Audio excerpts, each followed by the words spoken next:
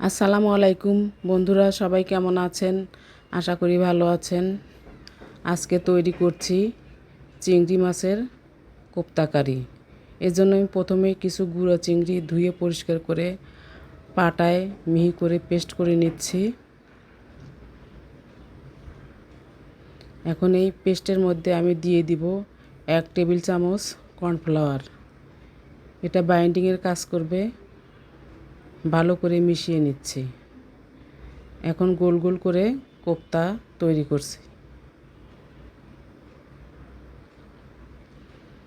চিংড়ি মাছের এই কোপ্তা কারি খেতে অসম্ভব মজা। এটা বড় চিংড়ি দিয়েও করা যায়, আবার গুঁড়ো চিংড়ি দিয়েও করা যায়। আমার কোপ্তাগুলো তৈরি করা হয়ে গেছে।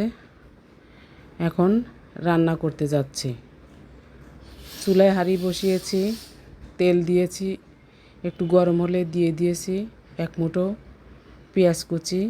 নেড়ে চেড়ে একটু নরম হলে দিয়ে দিচ্ছি 1/2 চা চামচ হলুদের গুঁড়া, 1/2 চা চামচ মরিচের গুঁড়া, 1 চা চামচ ধনে গুঁড়া, 1 চা চামচ জিরা গুঁড়া।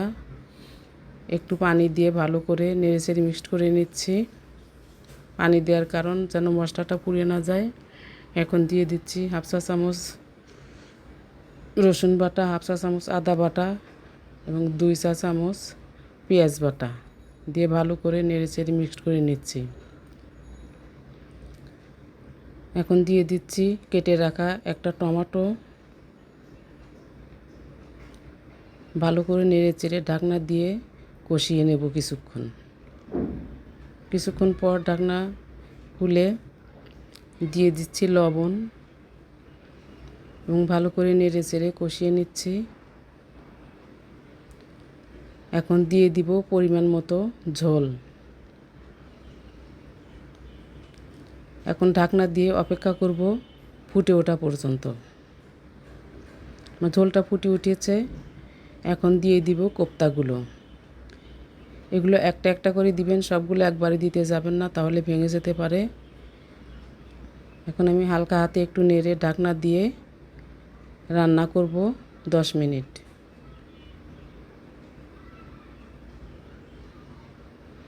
10 মিনিট পর দেখেন আমার কোপ্তাগুলো কত সুন্দর ফুলে উঠেছে এবং দেখতে কত সুন্দর হয়েছে। এখন দিয়ে দিচ্ছি কাঁচামরিচ ফালি এবং কিছু ধনেপাতা।